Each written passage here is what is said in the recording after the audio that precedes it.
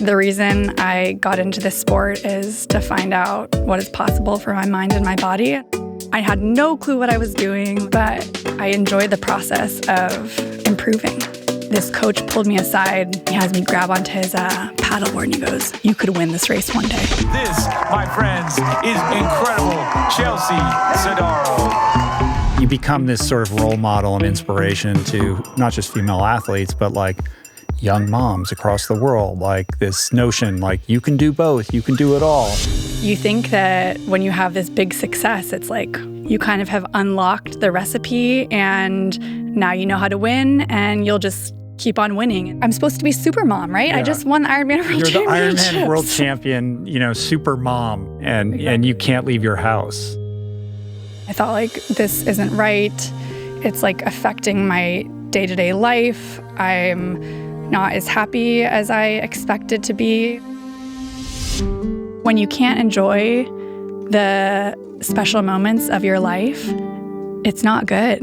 A lot of the time I still struggle. I'm still figuring it out, but I want my daughter to see what it looks like to, follow your dreams and go all in on what makes you feel alive. Hi, Chelsea. Thank you for doing this. Thank you so much for having me. It's a little bit surreal, I'll be honest with you. Oh, come on. Well, I have to tell you a funny story. Maybe not that funny, but I got into triathlon kind of in my late 20s, sort of later in life.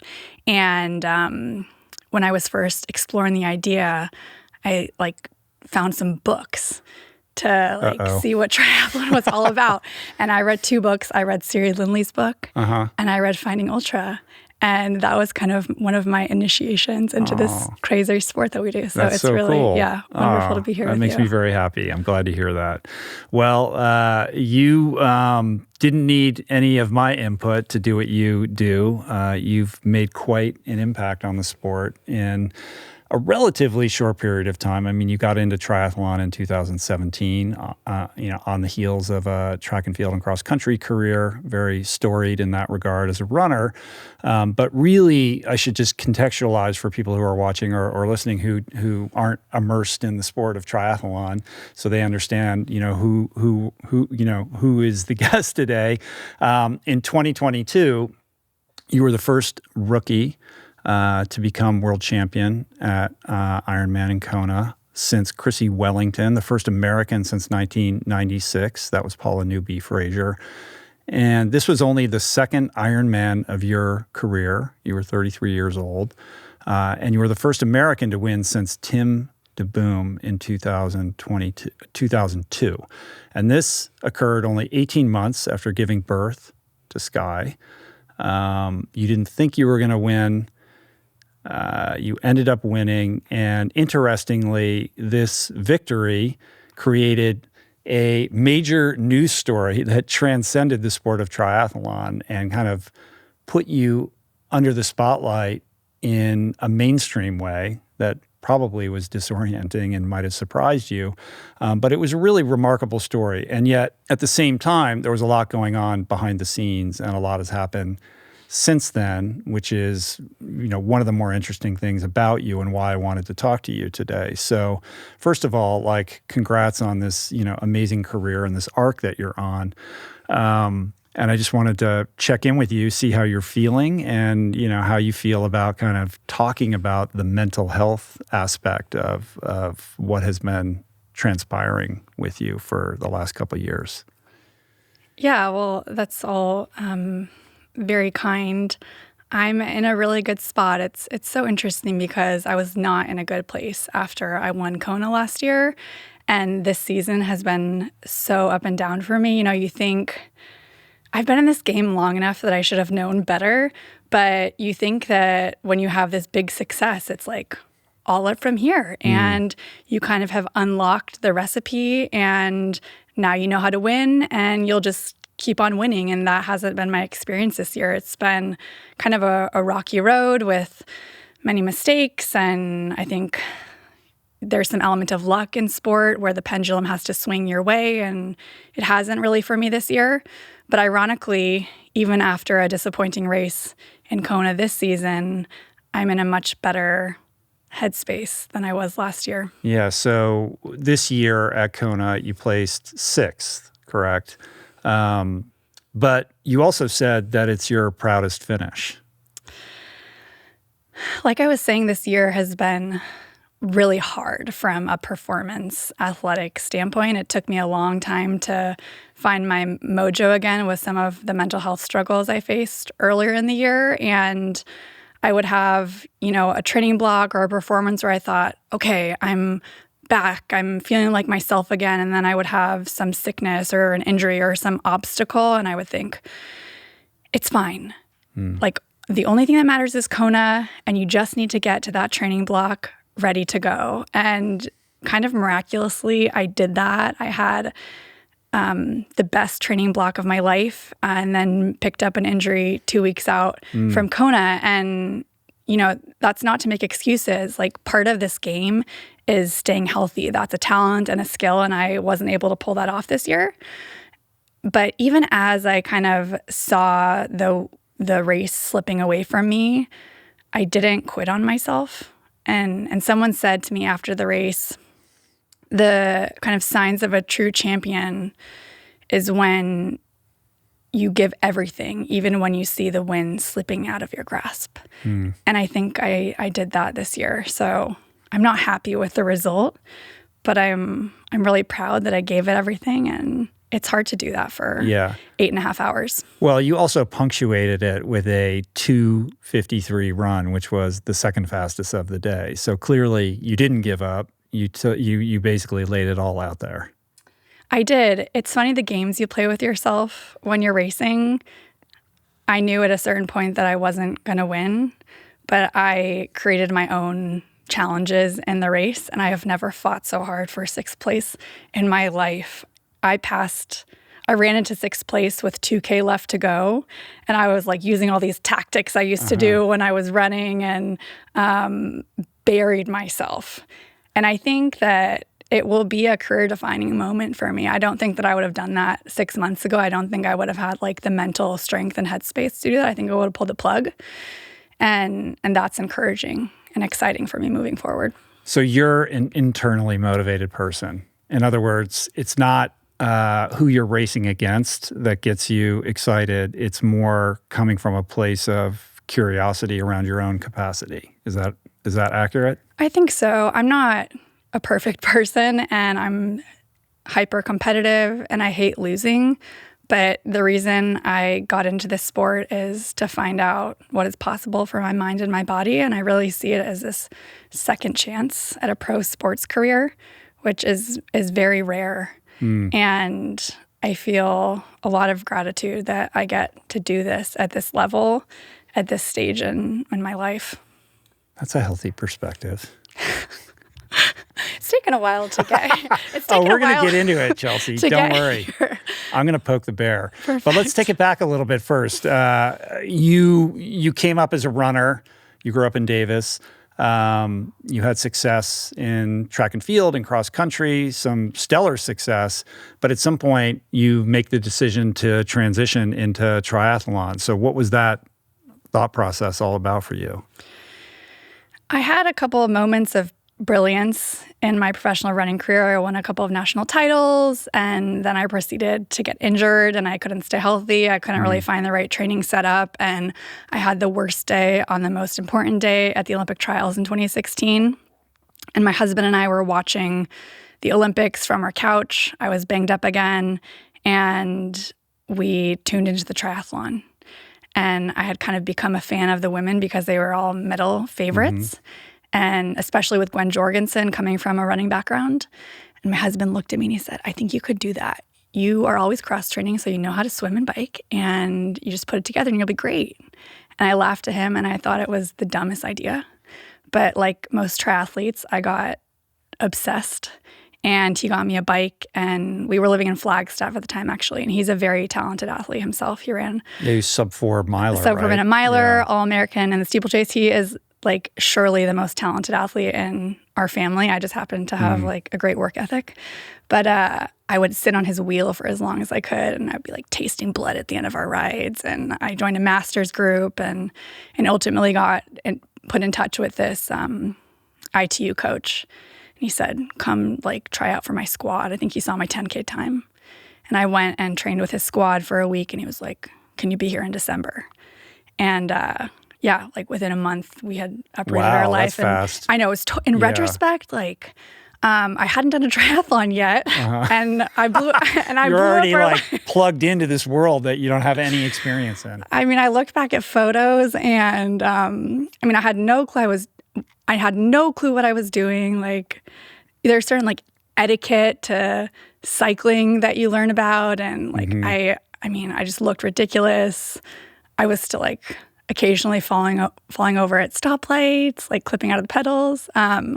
But I loved it, and I think my running ability transferred to the bike really quickly, and I enjoyed the process of improving. And I was kind of thrown into the deep end. And with running, to like improve my 5K time by a couple seconds, that's maybe years of work, and it may or may not happen depending on getting into if you get into the right race and the conditions. Whereas I was seeing big gains in the pool and on the bike every single week. Yeah, that's fun. That ITU world, though, is a whole thing. You know, it's very different for people that don't know. You know, in terms of how it measures up to something like Ironman. It's all about bike handling skills and staying in the pack, and you know, being a runner of your caliber, I'm sure, is like a secret weapon in that world. But that is a different type of sport almost altogether versus long course. It sure is. And I quickly realized that I was going to have to live this sort of nomadic lifestyle of going from training camp to training camp, and the races were all over the world, and I was kind of trying to make the start list, so I would have to just go wherever I could get in. And about 18 months in, I won a World Cup. And at this point, my husband and I were living apart because he had to work. I was making no money. And so I'm at this race. I win. It's supposed to be really exciting and kind of the launch pad for my career. And I'm by myself. I'm not having any fun. And I decide to quit triathlon. And this lasts for about 2 weeks until I'm talked into doing a 70.3. Who talked you into that? I think my husband, Steve, definitely encouraged the idea because he had seen the progress that I was making. And then I moved back from San Diego to the Bay Area to be with Steve. And I got connected with a coach there, Matt Dixon.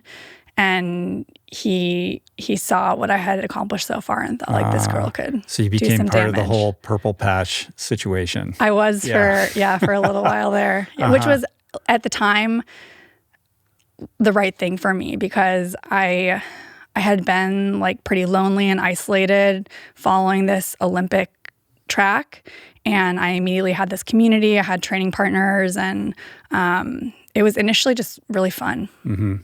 At some point, though, doesn't Dave Scott end up giving you some advice? Like your mom went to high school with Dave Scott?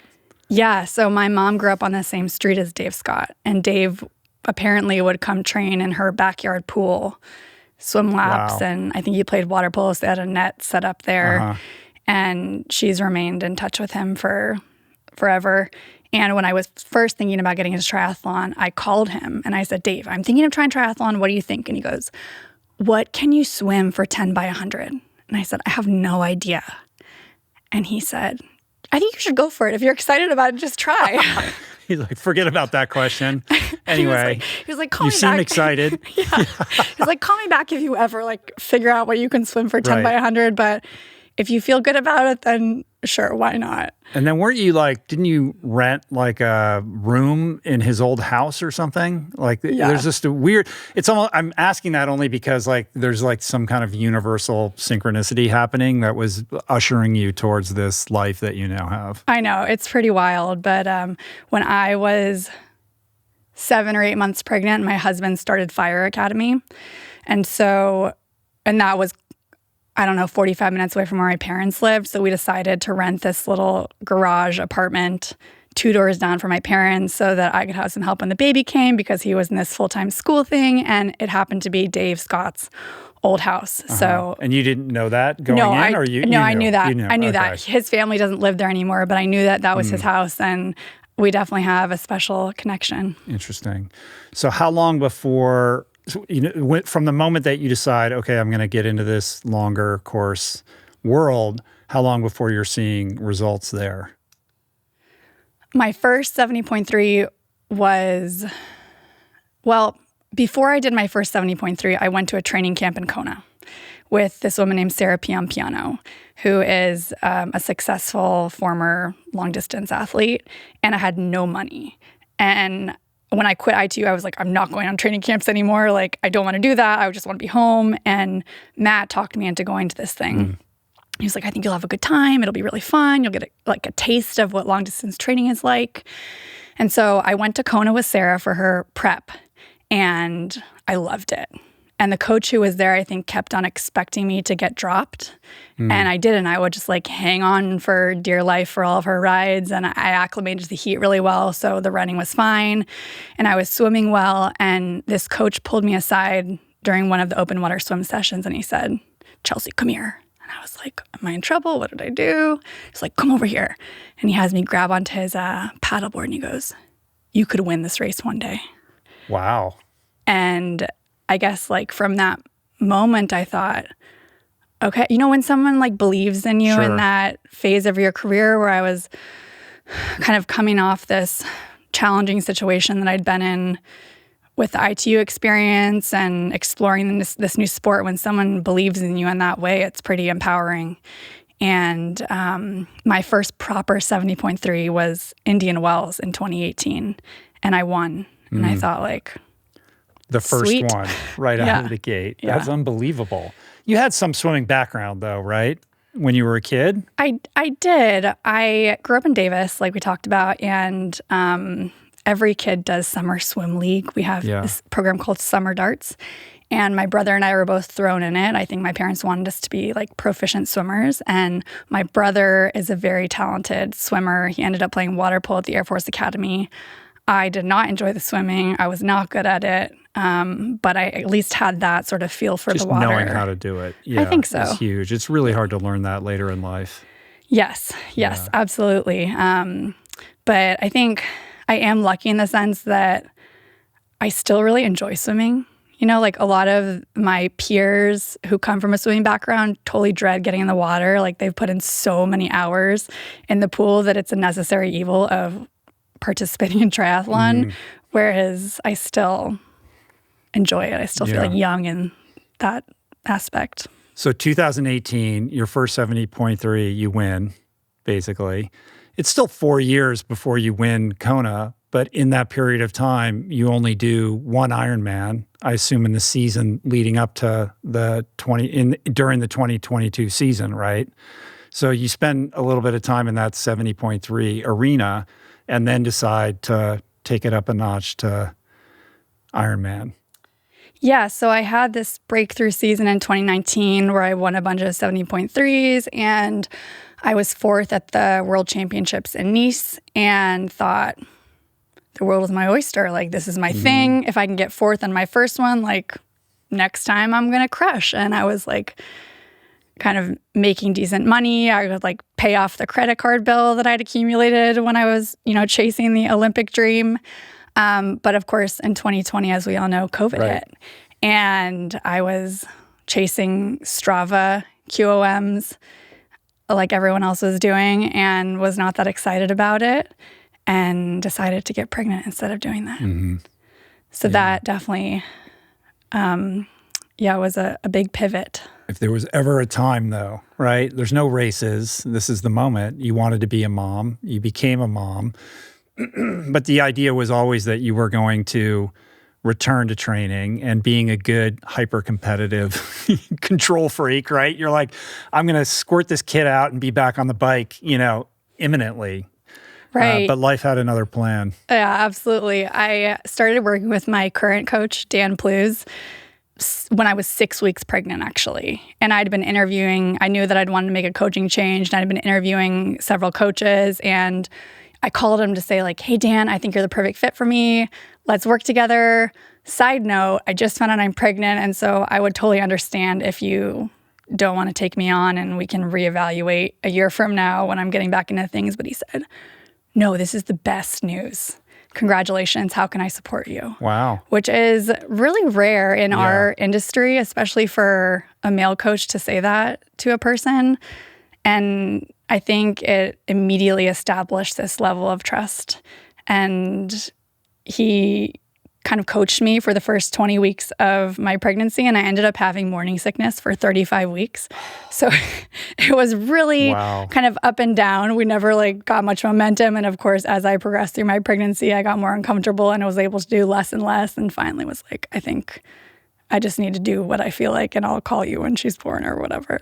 Well, I have a lot of questions about that, but my first question is what lured you towards Dan to begin with? Like, what were you looking for in a coach? What were the needs that you were trying to identify that he could fill for you?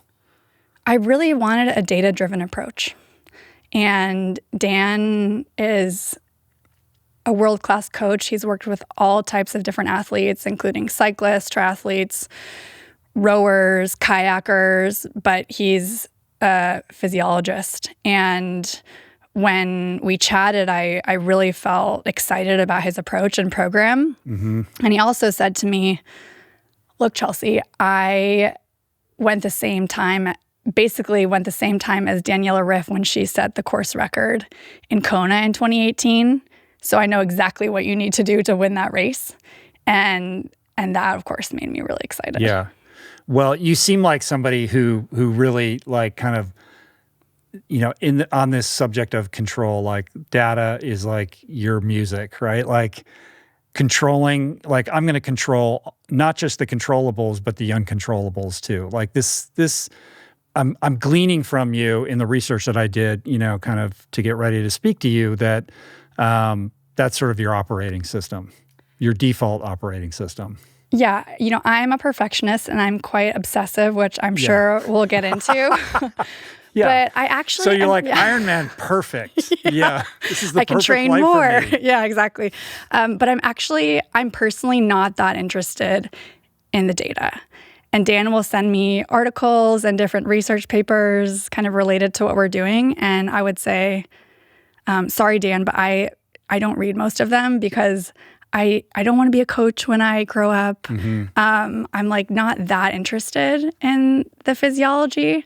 I want to be able to have so much trust in my coach that I can just execute the plan and sort of check out. Because I think that if I obsess too much about the data and the numbers, then that will just take me down a rabbit hole that's not productive. And I need to have space outside of training. So I am involved in my program and what I do, but I have so much trust in Dan that he's leading me down the right path that I can kind of execute the training and then move on. It almost sounds like a level of self-awareness. Like, I know I'm a control freak. I know I'm a perfectionist. So I'm actually not going to read the data because that will just like my brain will light up like a Christmas tree because that's, you know what I mean? Like it's like a self-preservation thing. Like, I don't want to read the data. You take care of that because that's like a danger zone for my, kind of proclivity to want to control everything and understand everything. Yeah, that's probably fair. And, I'm pretty good at swimming and biking and running, but I think one of my greatest talents is kind of working or finding these amazing people to work with and delegating well. And especially this season coming off the Kona win, I've had more opportunity and more resources to kind of build my team, which has been super fun. Mm-hmm.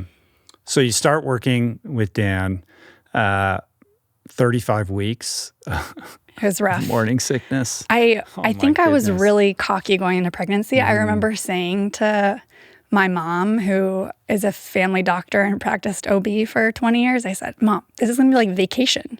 I'm used to training 30 hours a week. Pregnancy is going to be like a break for me. And it was not a break. It's really, a physical feat.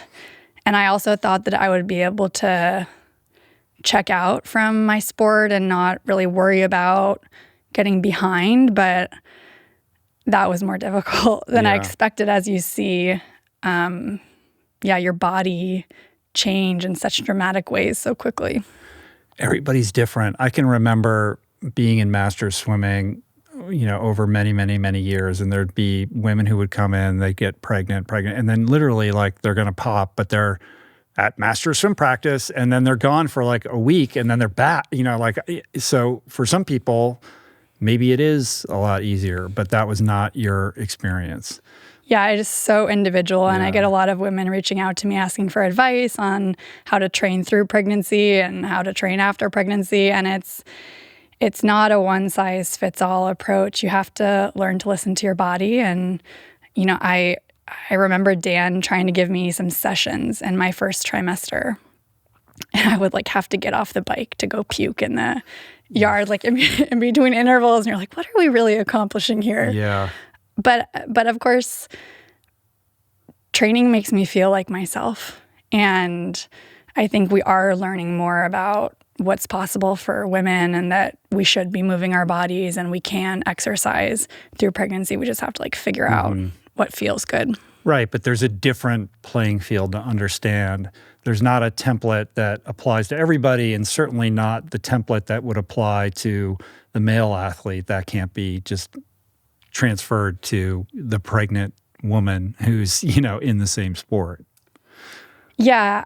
Through this experience, I really learned how the healthcare system is not set up for us, how there isn't really research done on female athletes, on the postpartum athlete. And I feel lucky to have connected with some experts who could sort of guide me, but it's really tough. And I was surprised how much I had to advocate for myself, how like I really had to like seek out help, both kind of physically in the postpartum return to competition and also like on the mental health side. Mm-hmm.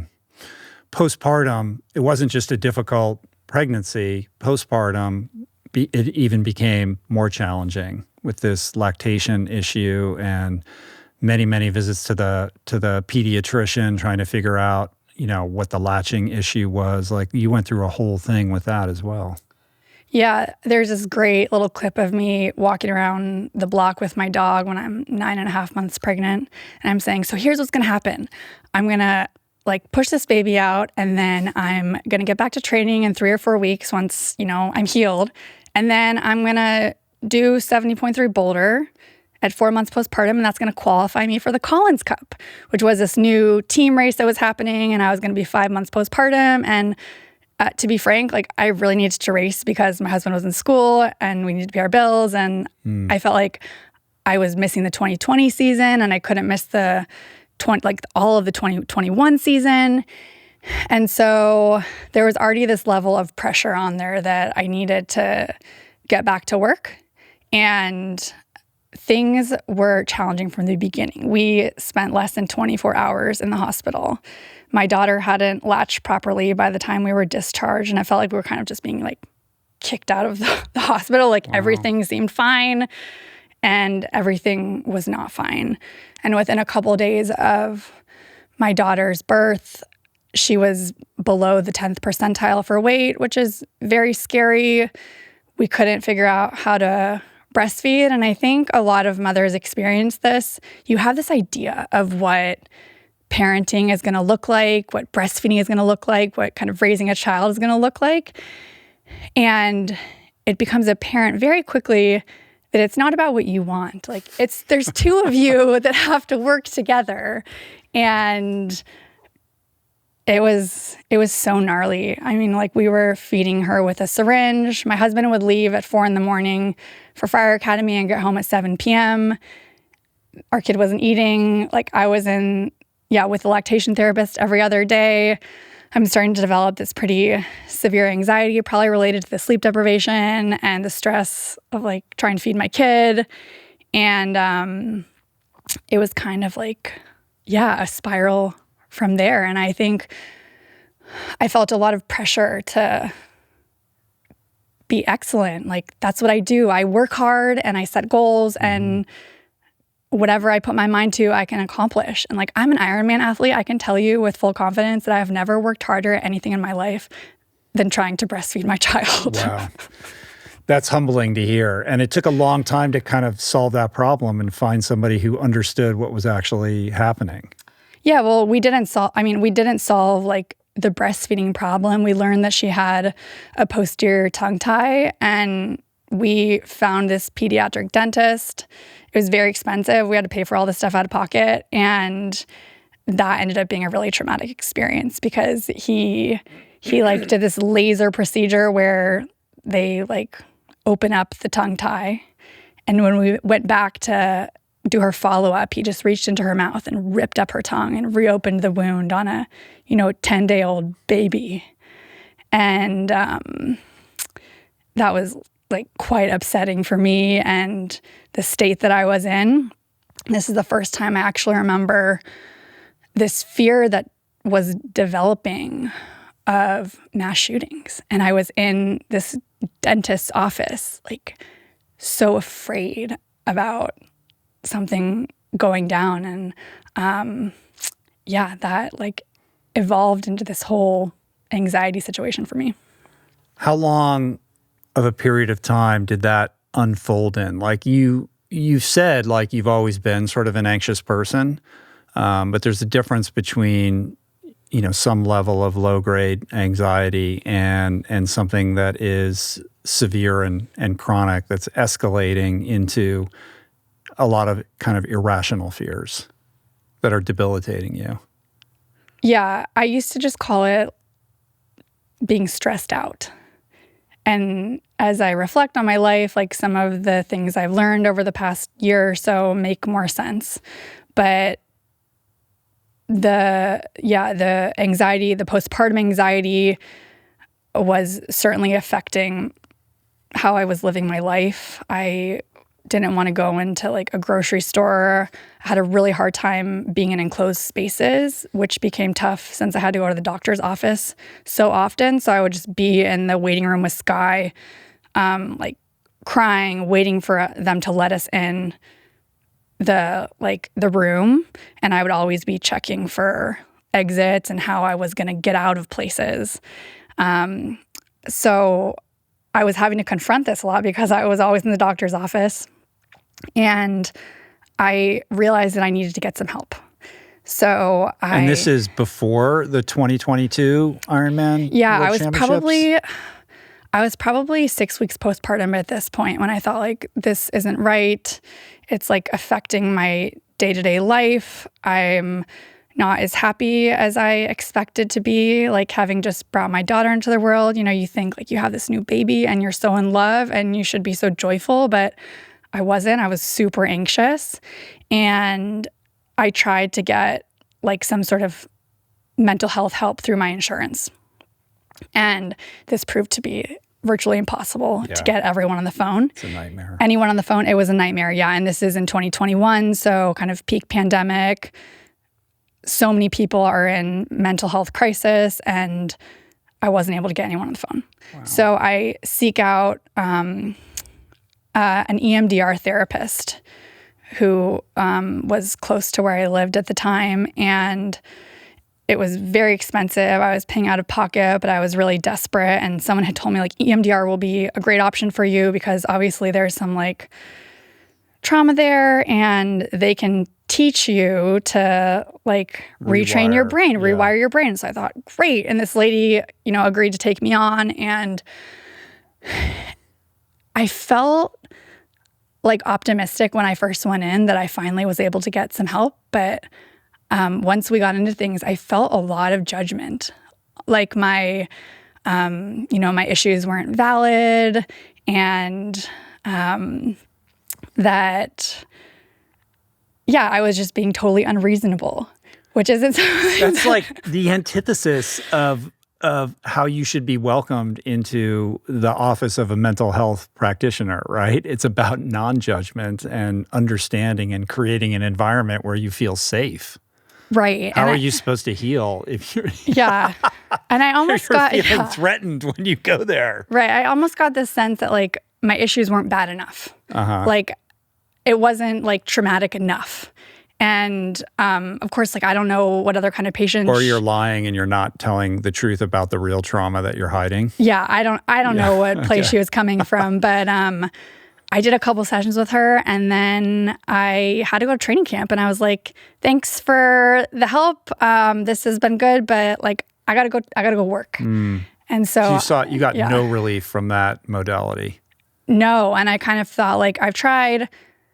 I guess like my issues aren't serious enough. I just need to like figure this out, and I'll do some meditation and. Hopefully it gets better. Yeah. You tapped into some Vedic meditation, right? I did. You got your mantra and the whole thing? I do. Yeah. I was connected with this like, amazing teacher in Marin County, like right before the pandemic, which was certainly a gift.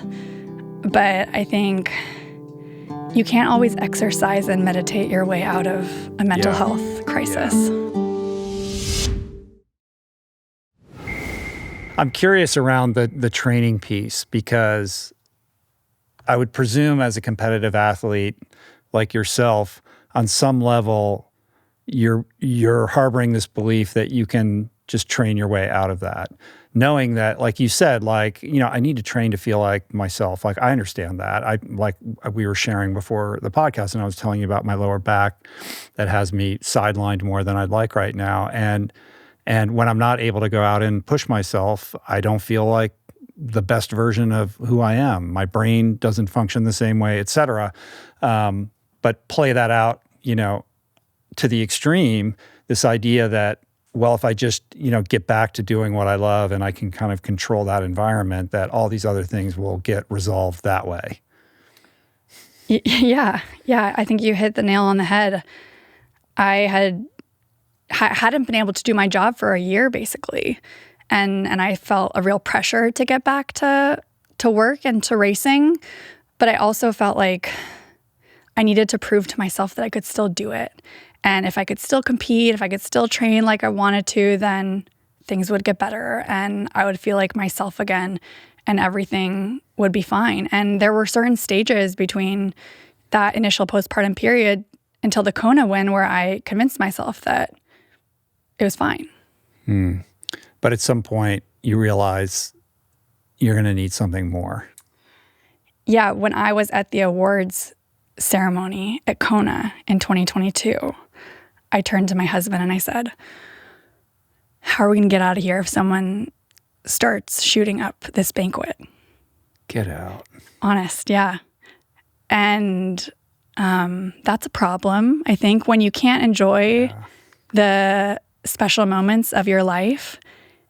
It's not good. When you can't be present enough to appreciate like the experiences and people around you, it's a problem. I'm so sorry. Like, that's so painful to hear.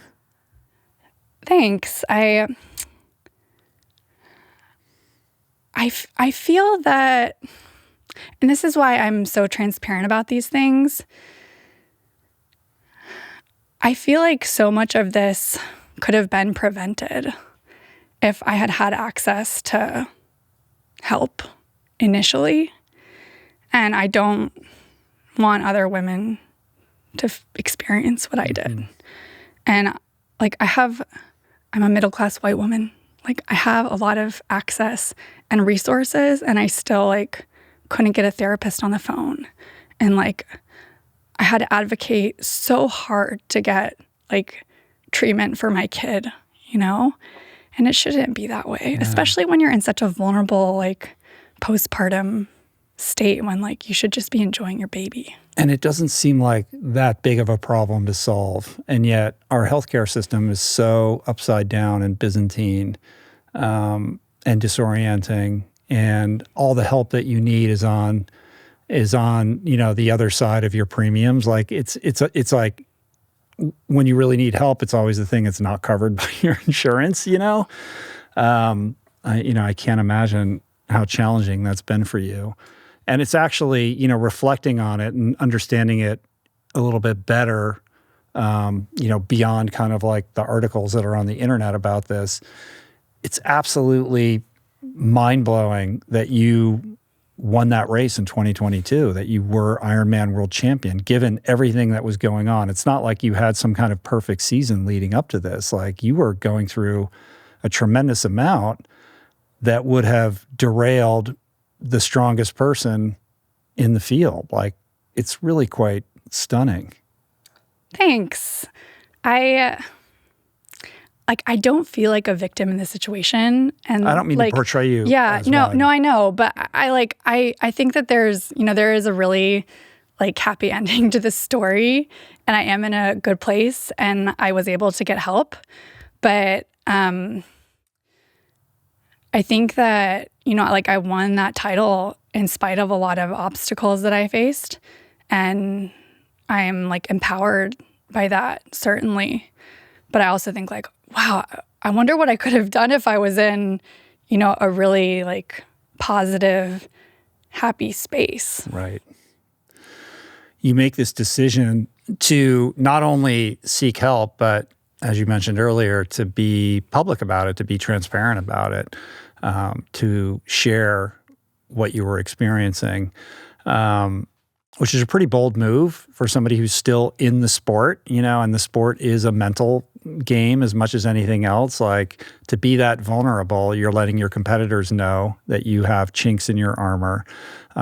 So obviously there's a broader intentionality behind this, but when that article in the New York Times came out by Matt Futterman, who's a friend, he's been on the podcast, shout out to Matt, that was really powerful. That's you, in the largest newspaper in the world, being really open about private matters. So walk me through why you made the decision to do that and what your kind of hopes were for telling your story in such a vulnerable way. I oftentimes train in my parents' garage in Davis when I want to get out of the winter in Reno where I live. And my dad sets up all of my second and third place trophies right in front of where I can see, I think to piss me off a little bit. But right on the wall behind these second and third place trophies is a quote. And it says, "We make a living by what we get. We make a life by what we give." And I come from a very service-minded family. My mom is a family doctor. She went to med school when I was 1. And so I've gone a front row seat to this incredible woman who chose this career and motherhood simultaneously and had to navigate all of those challenges that come along with that pursuit at such a high level. My dad is a high school teacher, or was a high school teacher before he retired. My brother is a special tactics officer in the Air Force, and my husband is a trained firefighter. So right. I'm, everybody's in public service, and you're in the most selfish pursuit of all time. Exactly, So the most selfish sport. You have to balance this equation somehow. Exactly, and so this has really bothered me, this selfish pursuit. I mean, it's all about me and optimizing my training and my life and my performance, and I've had a hard time wrapping my head around that. And so now that I kind of earned this platform, for lack of a better word, after the Kona win, I thought I need to do something really good with this. And Matt Futterman, who's just a really wonderful person, reached out to me after the race because he wanted to do this story about my coach, Dan, and our intercontinental relationship. Because my coach lives in New Zealand and I'm based in the U.S. And we had a chat about Kona and how the race went down and my training setup. And he said, "I'll call you in a while to check in and see where the story's at." And he called me in January of 2023. And he said, "Hey, Chelsea, how's it going? What are you up to?" And I was like, "Things are okay. I kind of had a rocky road after Kona, but I'm good now and excited about the season." And he was like, "What do you mean things are okay?" And I said, "Well, if I talk to you about it, are you going to write about it?" Yeah. And he said, "Maybe. That's what I do." And for whatever reason, I just was super honest and kind of told him this story about my postpartum anxiety and depression and this path that I traveled towards getting help with this psychiatrist that I found in Reno. And that's what the story was about. And I was quite nervous for it to come out because like some people who are like, you know, good friends or family didn't even like know what was going on, and it was very public. But I think from my perspective, you know, if it like empowered one person to reach out for help, like job done, was worth it. And it was also really freeing for me in some ways because there's so much shame around mental health. There's a lot of stigma. And I was able to sort of let go of that in some ways because I had nothing to hide. I didn't have to perform anymore. And around this like Kona time period and right after the win, you know, I was getting a lot of media attention, and I felt this real dissonance between my public life and what I felt inside. Yeah. And I think that just perpetuates the cycle. Right. And so when I was able to just like say, lay it on the table, this is what it is. Like there's a catharsis, and then suddenly that dissonance dissipates because you're integrated. Like how you're holding yourself out publicly is actually who you are. And I would imagine lightens your load a little bit. I think so. And I really feel like we're here to help each other out and make things a little bit better for each other, a little bit easier. And I don't think I do that by swimming and biking and running, but I can do that by like being open about some of these things. And it's been really amazing to connect with other women and moms and parents and feel like I'm maybe like part of something that's bigger than myself. Right. The press onslaught in the aftermath of 2022 was this kind of incessant celebration of you as the new mom, right? You become this sort of role model and inspiration to not just female athletes, but like young moms across the world. Like this notion, like you can do both, you can do it all.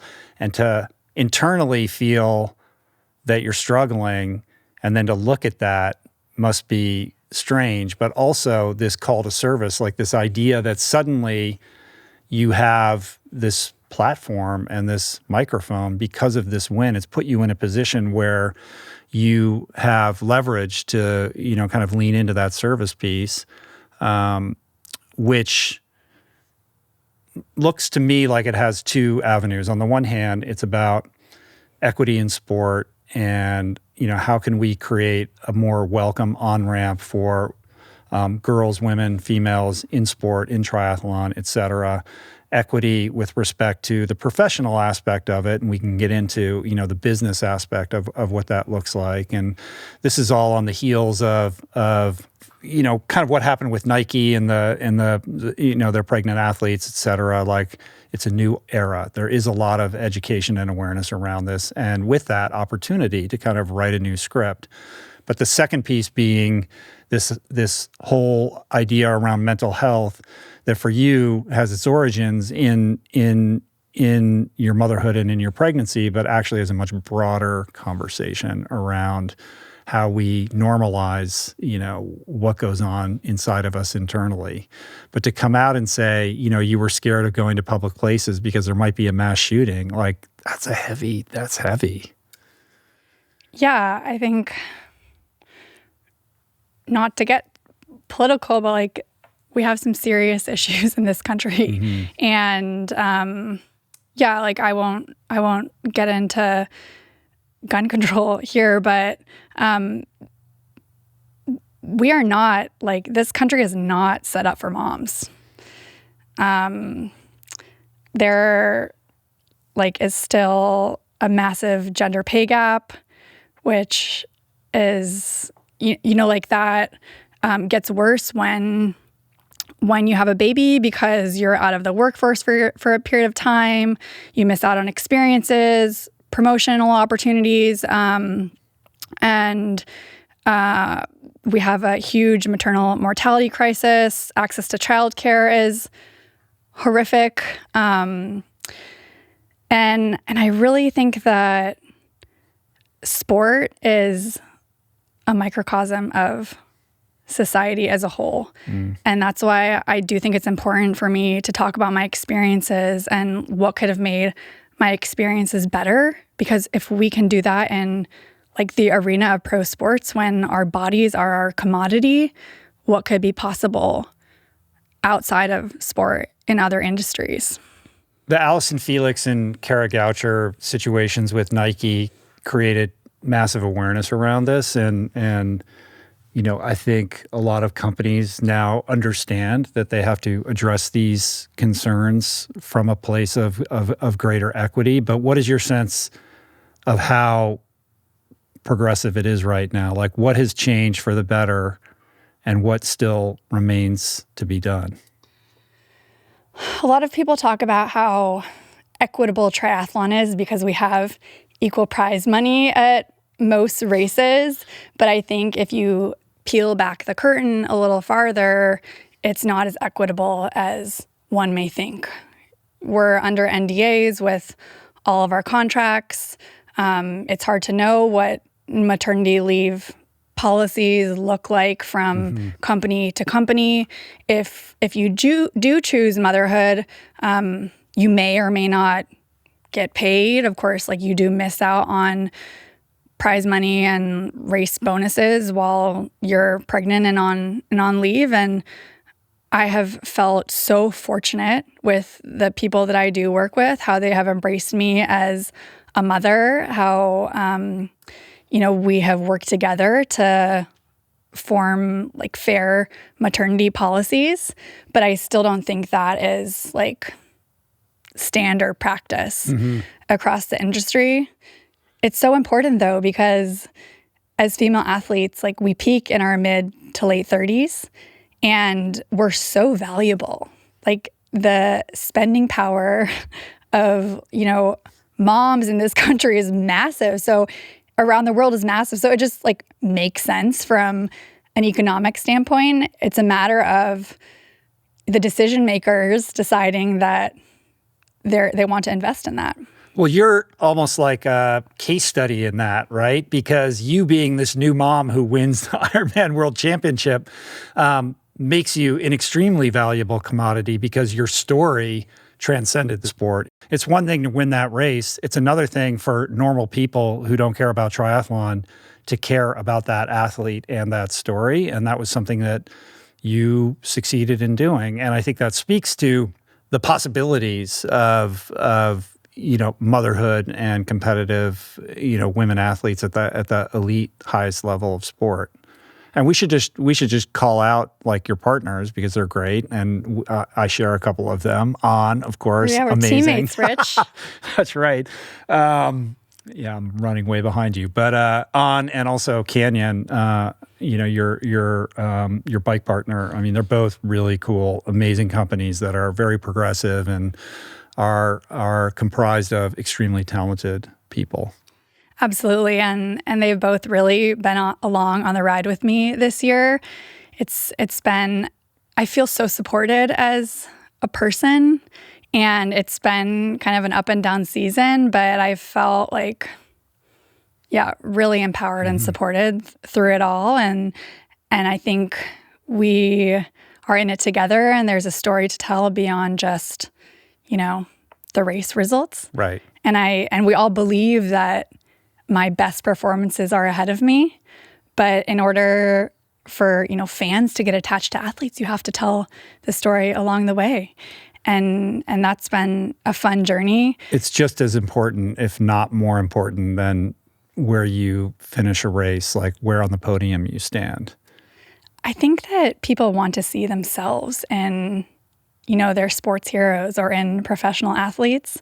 And triathlon is so cool because of our proximity. Long distance triathlon is so cool because of our proximity to the amateur field. Like we're all out there racing together, experiencing the same things, maybe at different speeds, but the pain is the same across the board. And it's interesting. I think that sometimes women, we feel like we need permission to carve out time for ourselves, especially when we're moms. Like the mom guilt thing is real. And in a small way, I think that I've been able to help some women understand that like they deserve this time for themselves, and that like doing things outside of parenting, doing things that like light you up as a person, it makes you a better mom, makes you happier person. Yeah, so that you're not, like when you're out training, you're not guilt-ridden because you're not with your child and being the best mom that you can. And when you're with your child, you're not guilt-ridden about not pursuing your sport because that's your job. Yeah, exactly. And like I still struggle with these things. Yeah. A lot of the time I still struggle. I'm still figuring it out, but I want my daughter to see what it looks like to, follow your dreams and go all in on what makes you feel alive. There's an interesting kind of dynamic at play when it comes to someone like yourself, like a mother of a young child who also happens to be an extraordinary athlete, where someone like myself or a member of the press, the first question is always going to be like, how do you balance, how do you do both? How do you be a mom and an elite athlete? And on the one hand, that's super annoying because no one asks the males like how they're a dad and do it. It's just not. But on the other hand, there is something really different and unique about motherhood, especially in those early years, like that bond. And it's different for you than it is for the men, and that is worthy of a conversation. But the treatment, or the way in which that kind of inquiry is dispatched towards someone like yourself probably isn't handled as delicately or as deftly as it should be. Yeah, there's certainly a nuance, but I'm not necessarily offended because I think that a lot of women want to know how to do all of the things, and I don't believe in balance.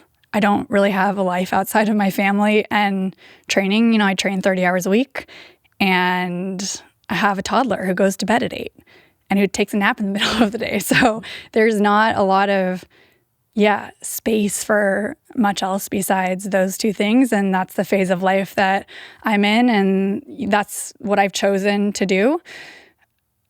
But the way this all happens is my amazing co-parent and my husband, Steve, and he's just like the most selfless person and has really gone all in on this with me. And I would have quit triathlon so many times, or I did quit triathlon so many times, but he's always encouraged me and said, like, you just need to give it one more try, and like, you're going to be amazing, and just hang in there.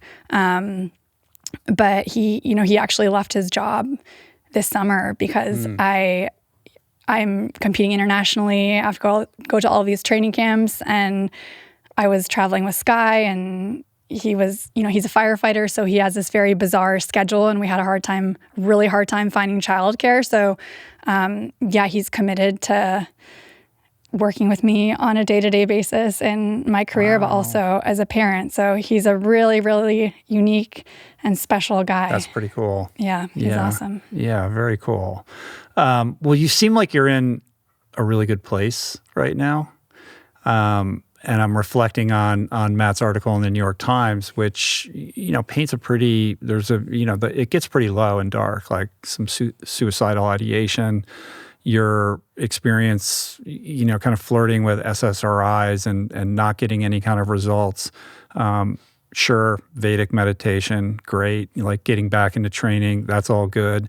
But how did you find your way forward and begin to kind of crawl out of that darkness? Yeah, I had gone to see this physio that I worked with for many years after Kona because I wanted to check in on, my like body post Ironman and make sure things are firing well. And he did some like biometric testing on me where I laid on the table and he hooked me up to, I think, a heart rate monitor and a sweat test. A heart monitor? A heart rate monitor. Yeah, a heart rate monitor and a sweat test. And he was kind of taking me through these scenarios. And I was asked to visualize like a really stressful situation. And you would expect my heart rate to skyrocket and like my sweat rate to increase, but my heart rate just stabilized. And he said, that's really weird. Like, you shouldn't be so, like, that shouldn't be so normal for you.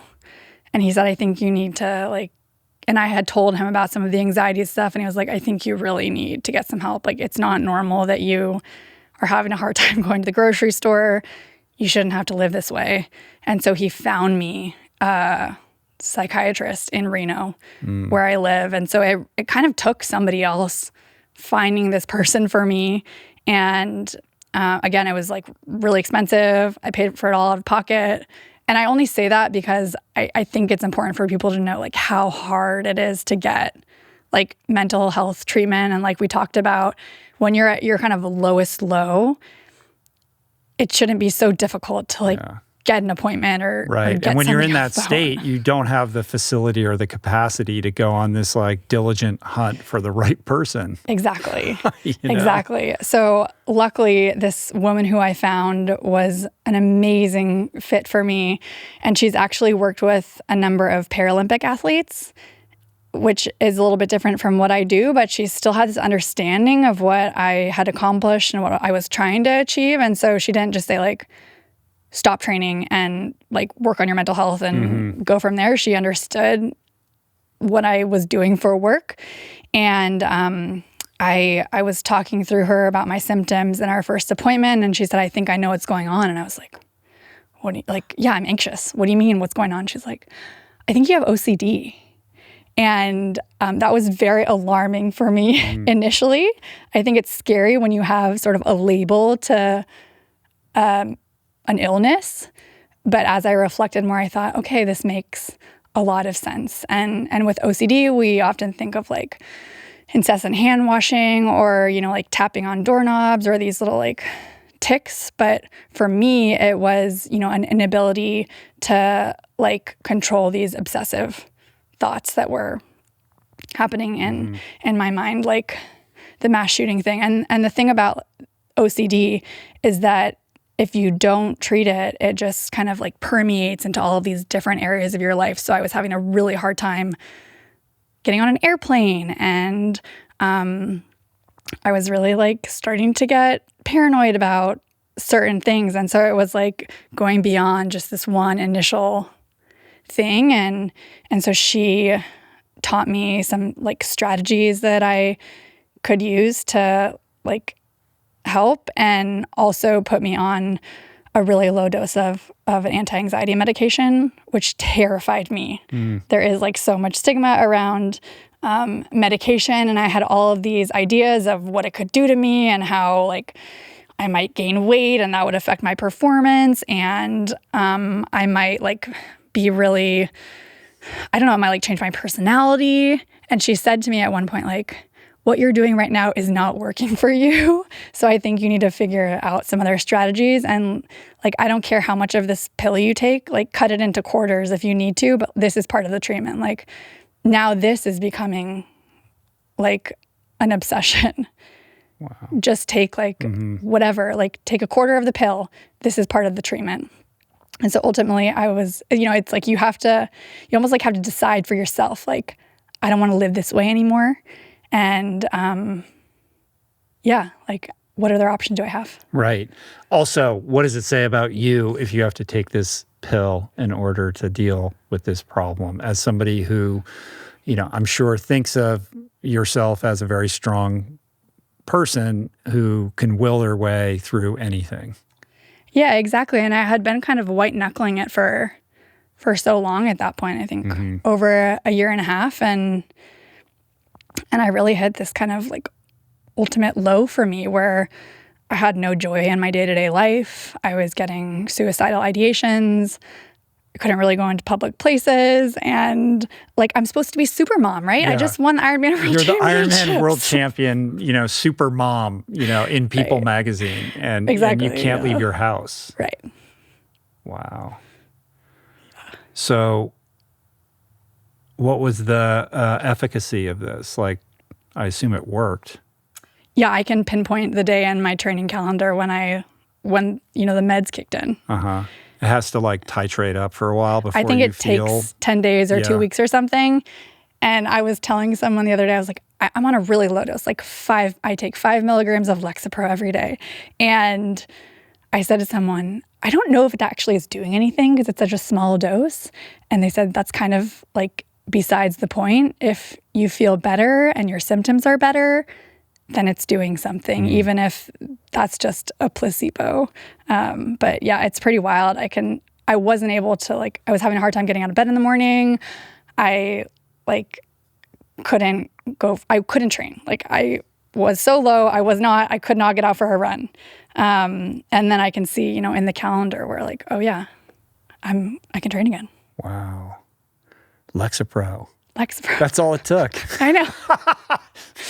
No. It shouldn't have been that hard to figure that out. I know, right? But that's yeah. Oh man. I mean, I also learned a lot of other strategies to deal with this. And I mean, does it still flare up, or do you have moments of ebbs and flows with it? I do, and I think it will be something that I deal with for the rest of my life. On one hand, it's my superpower. It's this obsessiveness makes me really excellent what I do. All the... Was there a fear? If I take this and it reduces that obsessive nature, then that's going to undercut what makes me great at the thing that I'm best at. I think what's really sick is I had this fear that this kind of darkness was part of why I was so driven. Sure. And I thought that if I lose that, I might not have the desire anymore. That's the great fear of every person that wanders into an AA meeting or an NA meeting, especially creative people and artists, because they believe that it is, the darkness or the altered state of mind that is what is producing what makes them unique and successful. And of course, that's the great lie. You have to disabuse yourself of that idea and realize that it's not that. Maybe there was some kind of short-term, positive effect of leveraging that and kind of deploying it in a certain direction, but ultimately it becomes your enemy. And to find a more sustainable, healthy source of fuel is a pretty, it's like an awakening, right? And it sounds like you've had your version of that. I think so. And ultimately, it was about more than just sport. It was really about my daughter because I wasn't enjoying her. And I wanted to be present and I wanted her to feel that joy kind of emanating from me. And I was really afraid that if I didn't choose a different path, I would not be what she deserved. And that was my real motivation. It wasn't about being able to continue on in triathlon. It was about showing up for her. Yeah, all the other people that are affected, the ripple effect of somebody who has loved ones in their lives who is suffering. And it just makes me wonder or think about all the people that are walking around with some version of your condition untreated when there's a solution available. But for whatever reason, they can't access that solution, or it's not available to them, or they're unaware that it exists. Yeah, I mean, I didn't get diagnosed with this until I was 33, and I'm pretty sure that I've dealt with it for my whole life. Well, it had to be so acute and severe, right? Because from the outside looking in, you were excelling and succeeding, and perhaps on some level, that was a strategy that you developed to kind of keep it at bay, or minimize your need to kind of confront it. Certainly, in some ways, it was working for me until it really wasn't working for me, and I had to hit this ultimate low until I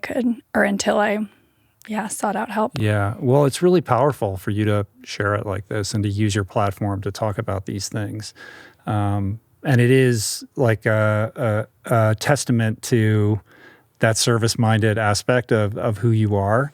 And rather courageous, because you are competing against these people, and you must think well, are people gonna try to weaponize this against me in the kind of mental warfare of elite athletics? Yeah, I never really thought about it in that way. I never thought this might give my competitors an edge over me. I have this really kind of profound confidence in my athletic abilities. And sometimes I struggle with like confidence on a day-to-day basis, but like intrinsically, I have this deep belief that I am excellent at what I do. And if I am on my day kind of doing what I know how to do, I'm really hard to beat. And it'll be really hard for somebody else to get in the way of that. So it never really occurred to me that this could be like used against me on the race course. I was maybe more afraid of like being judged by my peers, but not in a performance sense. When that New York Times article came out, I mean, it's not like a random blog or like the Truckee local newspaper. Yeah. Like it's the New York Times. You must have been inundated with emails or people calling you. Like, what was the response, from your perspective?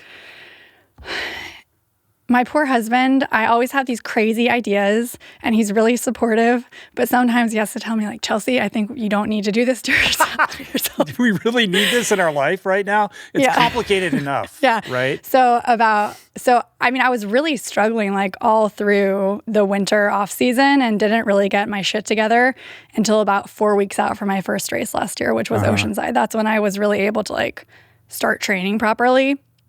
And the article came out on the Thursday before the race.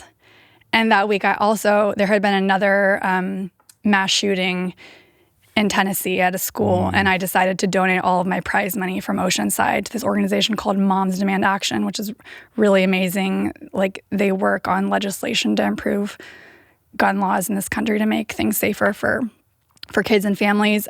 So I, did this public announcement kind of encouraging people to rally behind this organization, and I was going to donate my prize money from Oceanside. And then the New York Times article came out the next day, and I think I mostly just, turned social media off for a couple of days. But for the most part, it was received really well, and I got a lot of positive feedback. And social media is such an amazing way to connect with other people, but, it was alarming also how many people reached out and told me their own stories with some of the things that they were struggling with. So I know that I am not alone, and there's a lot of other people out there like me. Yeah, you're definitely not. So how do you kind of up-level this now and really kind of institutionalize this desire you have to, advance the conversation around mental health and also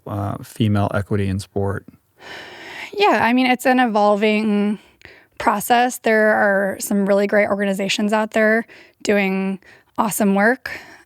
We spoke about my partner Canyon a bit earlier, but they're a German bike brand and they're very progressive. They've been incredibly supportive as a mom, and we partnered together on this amazing bike, my Kona race bike. It's called the Rainbow Explosion. Yeah, it's really quite something. I'll like find, and there's like Bike Geeks. There's always pictures of people like yourself and their bikes, and there's lots of images out there of this spectacular bike.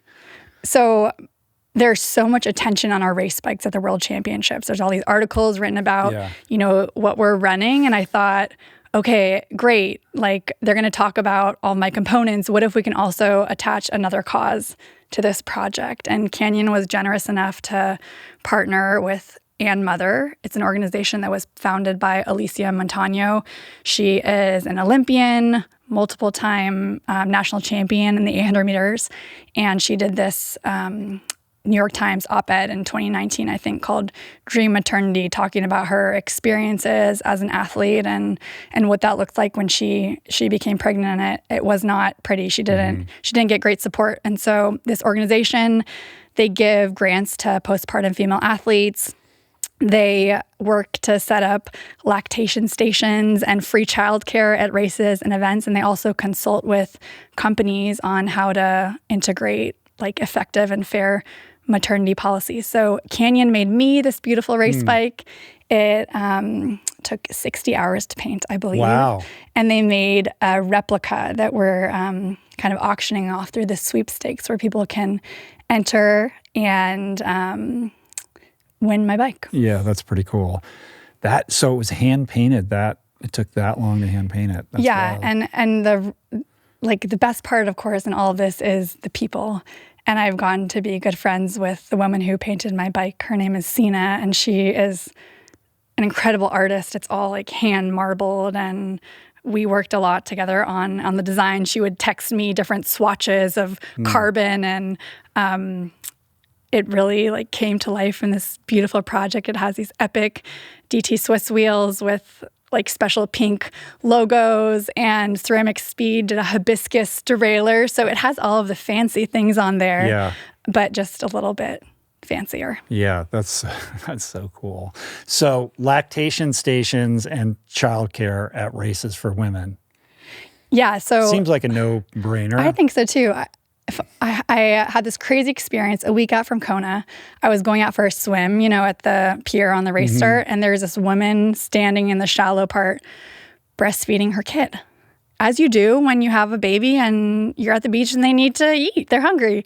And I go up to her and I go, "Are you racing next weekend?" And she says, "I am racing, actually. I qualified for Kona when my kid was 4 months old, and I attached my breast pump to my bike, and I pumped in transition so that I could get on Oh my God. with the run." And this is spooky. Wow. This is really spooky, and I don't think she'll mind me sharing this, but she goes, "I just need you to know, my name is Chelsea and my daughter's name is Sky." And I was like, if that's not some weird cosmic connection, I don't know what is. So the whole universal synchronicity Dave Scott thing, it just got, escalated. Right. Yeah. So I feel that it's a no-brainer. I don't know. In triathlon, we do have an equity problem at a lot of these races. It's 75% men and 25% women. And I don't think that's because women don't want to do triathlon. I think that it's because they don't have access or they don't feel welcomed. And things like lactation stations or things like childcare could make a really big difference, just to say to mothers, you matter and we want you here and you are accepted as part of our community. Those sort of things are barriers to entry. And, I remember pumping at the start of my first triathlon postpartum, and it was gnarly, and you don't really know how to handle yourself in that situation. And I would have used that sort of service. Right. These races, these organizations, their governing bodies, it's pretty much mostly men, right? It doesn't occur to a man oh, we should have that, right? Right. So and that's why this is part of why we exactly. And that's of course why, we need more women in leadership positions, and women need there are changes like the PTO is done, they've made strides, right? They have maternity leave, and you took advantage of that, right? So some progress has been made, but obviously there's a lot more that could be done. Absolutely. And it's amazing what the PTO has done with the paternity leave policy. But it's also 2023. And I think that's the tip of the iceberg. There's so much more. What about at the elite level in terms of how it all goes down qualifying for a race like Kona? Has it been a good thing to separate the men's and the women's races to kind of better highlight the women's field? And is the qualification process of getting into the World Championships the same as it is for men? Because it seems so Byzantine to me, and I'm not paying super close attention, but I know obviously you have to have a certain number of wins and points and whatever to qualify. And I remember maybe it was a couple of years ago that it did seem to be out of balance in terms of how that operated for women versus the men's field.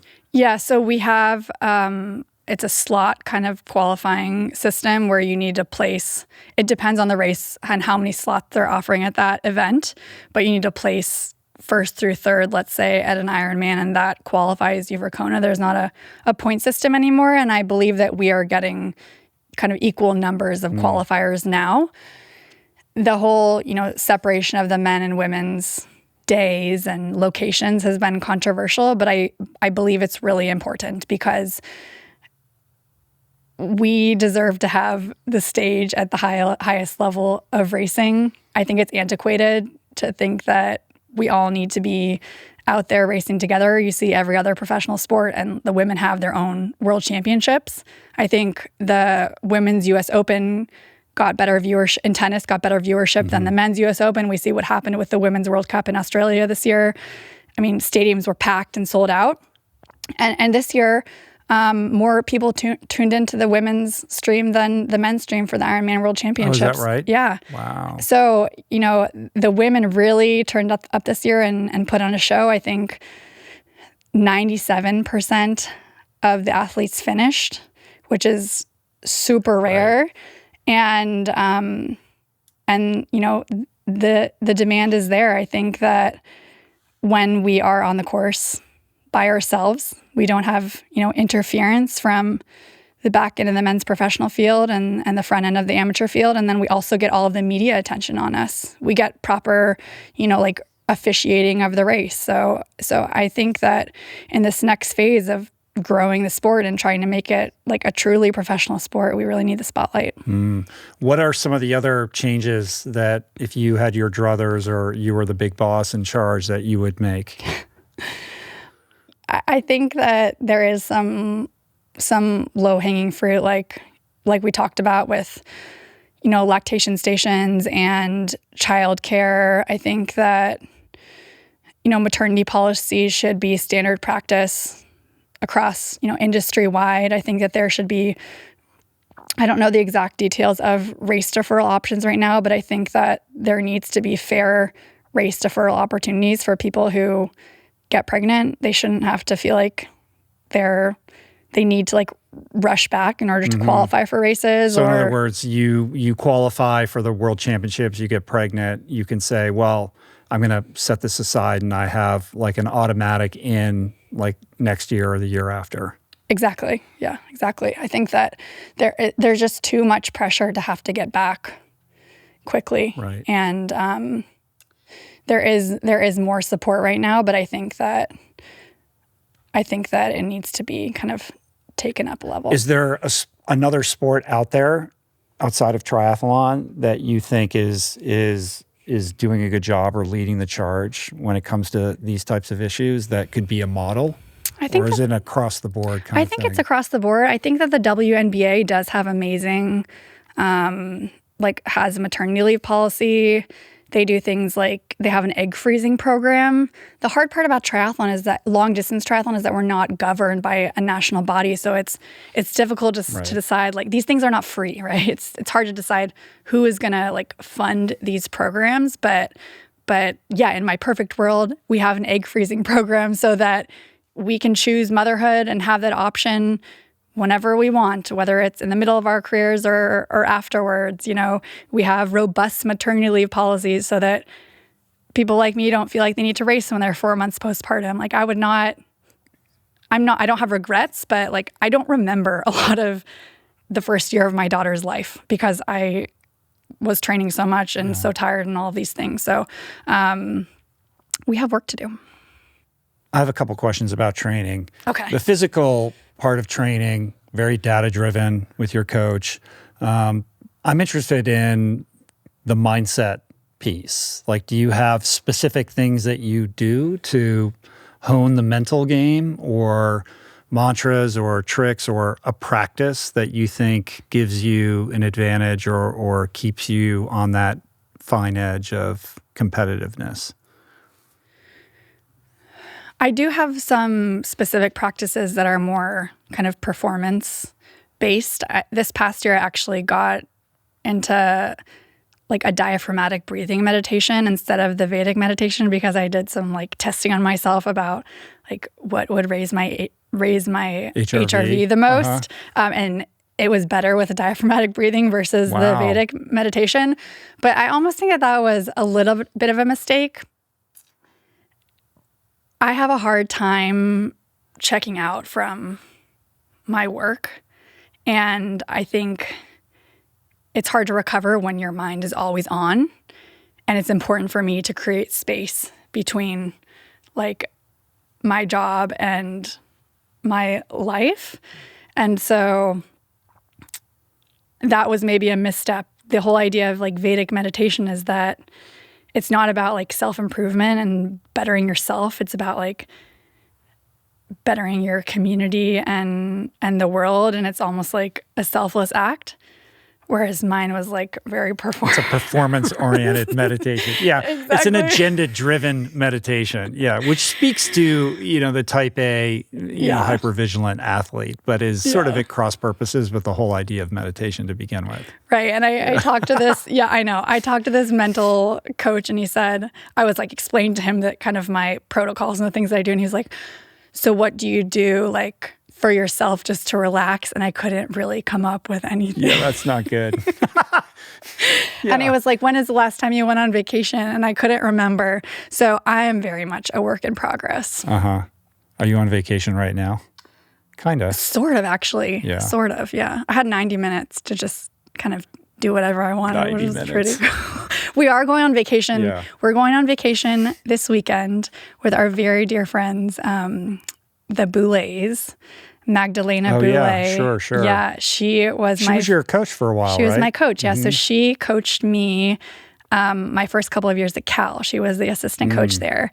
And talk about like luck to have someone like that come in to my life. Brilliant. Yeah. She's just the most remarkable person and has like changed the whole trajectory of my life, I think. But I got to see her qualify for the Olympics when her child was 2 years old. And so I had this model of, what it could look like to choose motherhood and professional sport. And then she coached me when I graduated from Cal for a couple of years. And I would tag along with her to all of her training sessions. And I really got to watch up close like how she operated and how professional she was. And she's continued to be, a mentor to me. And I feel really lucky, to have her in my life. She's quite something. In addition to all of that, she won Western States. Like, she's quite accomplished. Yeah, and what's always like so amazing to me is that she's the most like generous, selfless person. And yeah, we've talked about how selfish like endurance sport can be, and it's the opposite for her. She's so like giving and so she an amazing continues to person be a around. model, not just as a mom and an athlete, but with that service kind of orientation. Yeah, she really does. And whenever I have like a big life decision, she's one of the first people that I call. Do you still tape your goals to your bathroom mirror? I use a like dry erase marker, and I have this quote that just always stays on there that my coach actually said to me when I was kind of in the later stages of my pregnancy, and it was sort of an off-the-cuff thing that he didn't think much about it, but it really resonated with me, and it says, make the most important thing the most important thing. And what he was trying to say was like, you're going to be getting back into training. It's going to be really tempting to go all in on this, but like you're a parent and like your family is the most important thing. And like you need to stay true to your values and what really matters, even when things start to get like serious with training and racing. And so that's really stuck with me. And then I write Sky right underneath that as a reminder. Not that I need a reminder. I see her every day, but like I like just have it just there. In case you forget. Yeah. And then it says True Grit underneath that, which was my mantra with Magda. And then I write whatever race is kind of coming up. It's silly on one level, but I think, as you're brushing your teeth in the morning and you look at those things, it really grounds you into like what matters. And there's so many distractions in our world, and I oftentimes feel so pulled in so many directions that it reminds me like I've chosen these things that really matter to me, and they're hard, and it doesn't leave a lot of time and space for other things, but this is what fills my cup, and this is what, makes me feel really fulfilled as a person. Beautiful. The mantra, make the most important thing the most important thing. What's great about that is that can mean whatever you want it to mean, and that definition can change with the various seasons of life. Absolutely. And for me, it even changes throughout a year. Of course, my family is like always my priority, but when I'm getting ready for a race like the World Championships, I go all in, and I'm not as present of a parent as I am during other seasons of the year. And I go to training camp without my daughter, and I really like focus in on this one thing that I want to achieve. And when the race is over, like I'm a full-time mom for a while, and my focus is back on my family. So I think it's important for us, like as busy as we all are, to like give ourselves permission to go all in on the things that matter to us, and to not feel so much guilt, and to be okay with, those choices. More than okay. I mean, it's powerful counter-programming to this social narrative or social imperative that we're all supposed to be living and pursuing this balanced life. And that is where our aspiration should lie. Like every day, every bucket should be filled, and you should be able to do that effortlessly, and everybody's happy, and your attention is diffused adequately so that, all your values are satisfied. And it's not reality for anyone, and it's particularly not helpful to somebody who's prone to the extremes, who actually does their best work as a result of indulging in those extremes. And as somebody like yourself whose job and whose goals and whose dreams are deeply vested in your ability to go all in this very unbalanced way, there's an unconscious kind of guilt that you end up like shouldering because you feel like you're not supposed to be doing that, or that it's somehow indulgent or irresponsible. And it's really, it's violent and it's pernicious. And so I think it's important to not just say it's okay for you to do that, but like to be boldly, say the opposite, which is like, this is what I do. And I like refuse to be kind of corralled into feeling bad about it. Yes, I have other things that are important in my life, but right now, this is what I'm doing. Like, instead of like, are you living a balanced life? Your life is balanced in the macro, like the pendulum swinging. It's just on a day-to-day or even a week-to-week basis. It may not look balanced to an outside observer. But I think the point is that it's not about balance as much as it is presence with what is important to you, right? Are you super present with what you're doing? And when that's the most important thing, giving it your all, and then you flick the switch, and then you're doing the same thing as a mom or to the other things in your life that are important.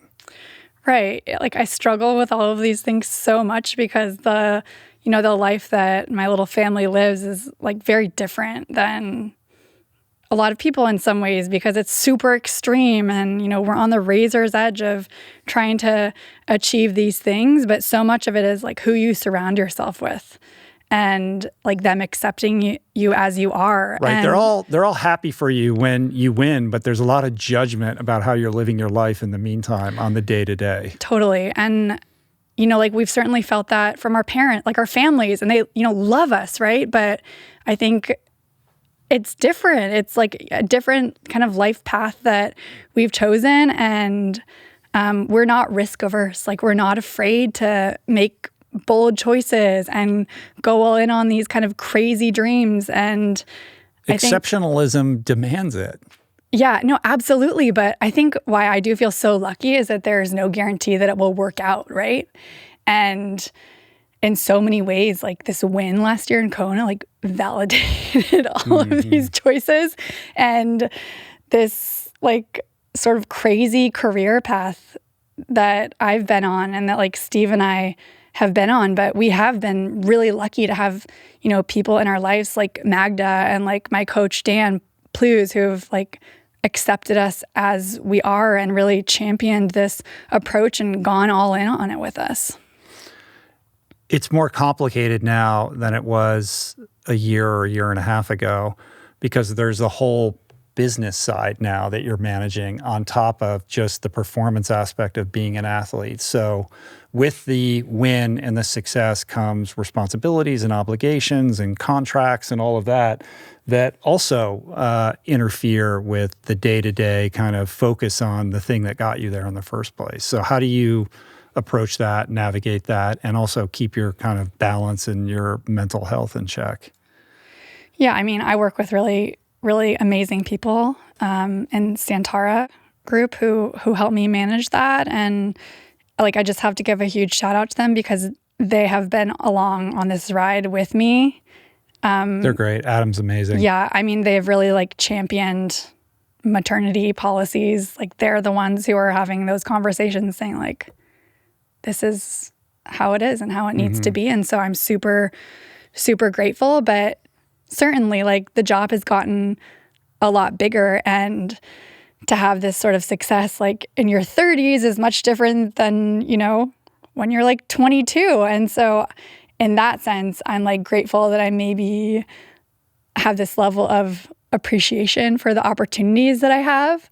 What's been challenging is, you know, I have a decade of a career where I felt like I had to say yes to everything because like I was just trying to kind of scrape by. And I think, you know, when you say yes to something, you're saying no to something else. And for me, when I'm saying yes to things, that means I'm saying no to time with my kid.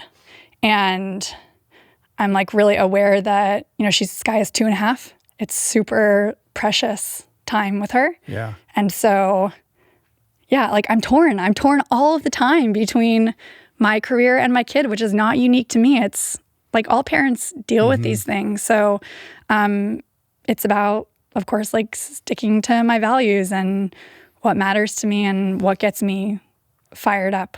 I shared with you before we started that yesterday we hosted Mark Cavendish on the podcast. So it's interesting, back-to-back kind of elite athletes with really powerful mental health stories. Mark's documentary on Netflix portrays, you know, the highs of his career, but this really dark, you know, kind of dip that he took, and his decision to kind of transparently and publicly talk about his mental health journey while also still being in the sport and pursuing very lofty goals. And my experience of spending time with him yesterday, you know, the biggest takeaway from that is that he just feels really happy in his life, and he understands what's important to him, and that what he's getting to experience now is really just gravy. Like, he loves his kids. He's had this amazing career. He's very grateful for that. He just loves riding his bike, and he's excited about the season.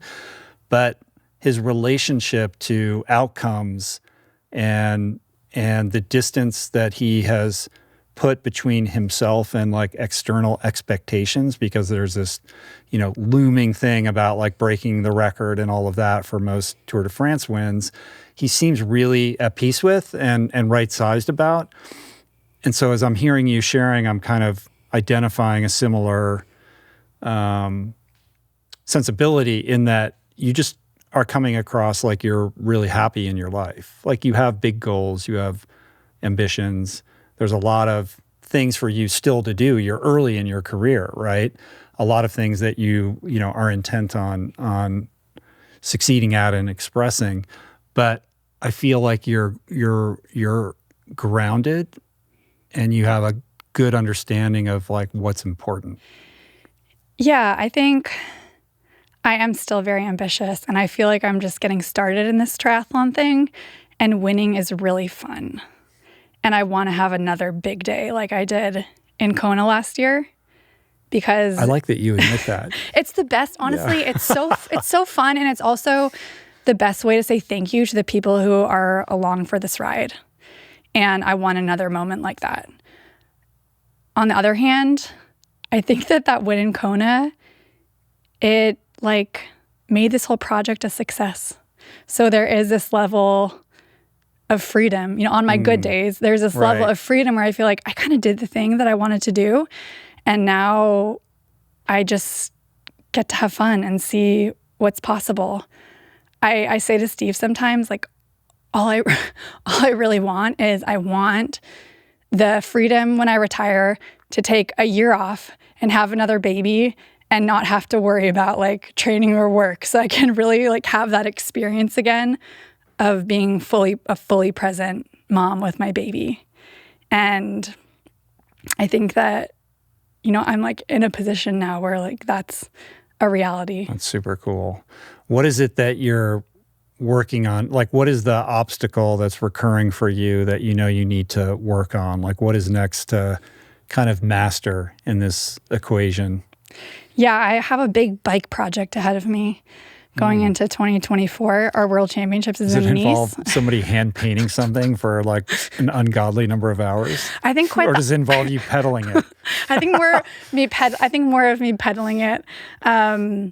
Where our World Championships are in Nice, so it's going to be a very different kind of race than Kona. It's a super technical course with big climbs and descents, and I'm excited about that project. I get some criticism about my bike. Like, I have not ridden my bike very well this year, but I know that I'm a really good cyclist. So I'm excited to keep on working on that and show it on race day because I haven't been able to like produce. Are you a good climber? Like I am. More I have technical rider? Because Nice will be good for that. Yeah, no, I think it really suits me, but it will require some very specific preparation. Yeah. But that'll be fun. All right.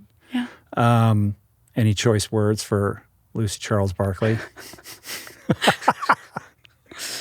About next year? I just hope that everybody shows up because I love racing the best people on the biggest stages, and there's nothing more satisfying than breaking the tape when everybody is there bringing their A game. What, to your mind, is the differentiator between good and great?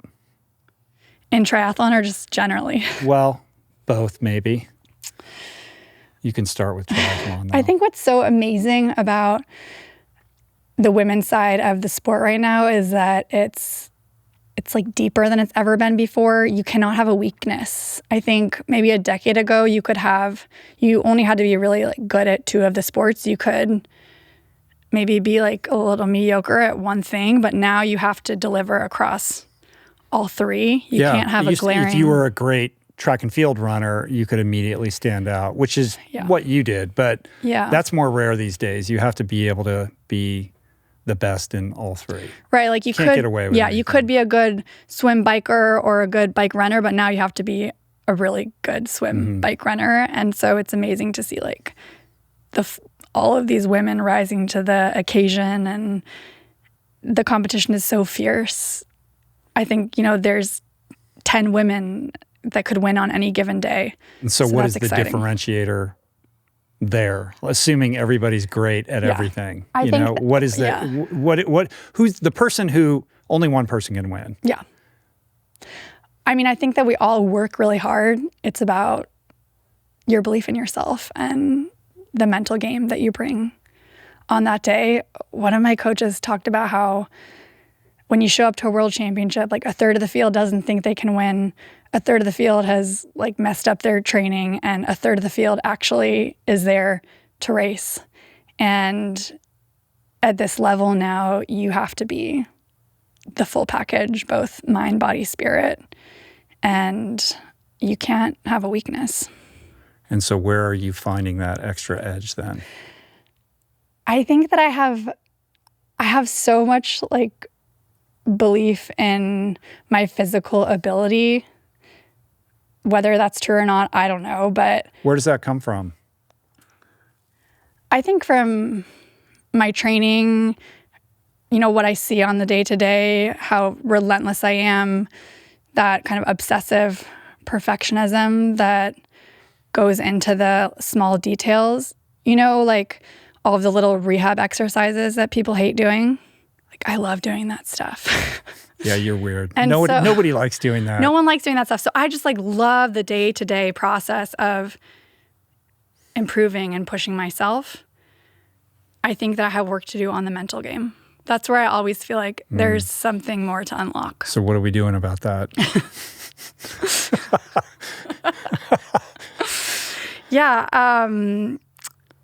I was recently connected with this amazing person. His name is Dr. David Spindler. Yes. And I think that you'll be speaking with him pretty soon. Yeah, we have. I don't know if he's scheduled yet. We've been speaking to him. So he's the sports psychologist that shows up in the Mark Cavendish documentary and was instrumental in helping Mark. That could be a good team member for you. Yeah, I'm really excited about what we might be able to do together. So I had an awesome first chat with him, but then of course he had to like go through the different team members. So he talked to Steve, and then he talked to my coach Dan, and I think we're all excited about what we could do together. That's exciting. Yeah. The last thing I want to ask you about has to do with change, like the nature of change, because that's sort of probably the most prominent kind of recurring theme of this show. Like, how do you go from becoming one person to the more aspirational version of yourself? How do you let go of bad habits and adopt better habits? What are the things that get in people's way in terms of trying to transition or elevate themselves? And as someone like yourself, you spoke today about, going from track and field to triathlon, going from short course to long course, but more importantly, weathering this, mental health situation that you've had to deal with to come out the other side a champion, healthy. You've earned you've earned your transformation. Like, you understand the discomfort and the process of what's demanded upon you or required in order to elevate yourself out of one situation and place yourself in on a trajectory that's putting you towards your dreams. Do you think about the nature of that itself, or do you have any thoughts that you could share as we kind of close this up with somebody who's listening or watching who knows that maybe they need to change or they should change or they have an ambition or a goal, but have trouble trying to figure out how to kind of kickstart themselves into engaging with that process? Yeah, by nature, like we talked about, I'm a pretty anxious person. I obsess and I overthink about things. And when I'm making a big decision, or my husband and I are making a big kind of life decision, he will always say to me, we don't make choices out of fear. Even when things are scary or hard, like you and me, we are not going to make these choices out of fear. And I think that that's something that I've done a really good job of, and he and I have done a really good job of as this kind of team, is even when we are afraid or things get hard, like we are able to kind of transcend that and not make big decisions based on fear. And basing them instead on what? I think basing them instead on like joy and love and optimism and possibility. We're not risk averse, and that's probably to a fault. Sometimes our choices have not worked out, but like in the grand scheme of things, we're living this, really purpose-driven, fulfilling life, and it looks a little different than maybe some of the people that we grew up with or our families, but yeah, I mean, it's such an exciting, fulfilling way to live. And I think that I feel so alive in the things that I pursue, even though it's not always easy. That's a pretty great place to live. Yeah, I mean, I think... like win or lose, right? To know that that's the alignment that you're always kind of striving for in your life is inspirational. Thanks. And I'm not always perfect, right? And I fail all the time. But I think that my coach says to me, actually, it's like Winston Churchill quote. It's like, it's something to the effect of success is when you are able to go from one failure to the next without losing enthusiasm. Yeah. And most athletes, right? We lose way more than we win, but we keep on coming back for more because the journey is so fulfilling and it's so fun. And I have so much curiosity about what's possible. And sometimes that surprises me because like I'm 34, which is, it's not like young in professional sports, but I still feel like I'm just getting started and there's so much to look forward to and so much ahead. Super cool. And if it doesn't work out with Spindler, your husband, for him to say we don't make decisions based on fear, I'm like, well, he can be your sports psychologist. He seems more than qualified. He's a really smart guy. Oftentimes I'll be chatting through something with him and he'll say, I think that this is what you should do. And I'll be like, I don't know about that. And then I'll talk to Dan, my coach, and I'll say the exact same thing. And I'm like, you're right, Dan. Exactly. That's exactly what I need to do. It's great. Such a delight to talk to you today. I'm a huge fan. I can't wait to see what is in store for you in the year and in the years ahead.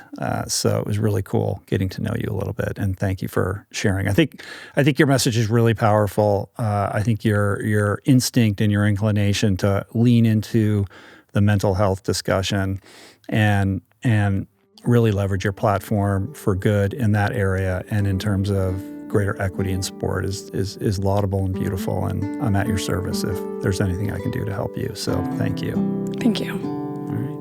Until next time, go out there and win and come back and tell me all about it. Sounds like a All good right, plan. cool. Peace. That's it for today. Thank you for listening. I truly hope you enjoyed the conversation. To learn more about today's guest, including links and resources related to everything discussed today, visit the episode page at richroll.com, where you can find the entire podcast archive, as well as podcast merch, my books, Finding Ultra, Voicing Change in the Plant Power Way, as well as the Plant Power Meal Planner at meals.richroll.com. If you'd like to support the podcast, the easiest and most impactful thing you can do is to subscribe to the show on Apple Podcasts, on Spotify, and on YouTube, and leave a review and or comment. Supporting the sponsors who support the show is also important and appreciated.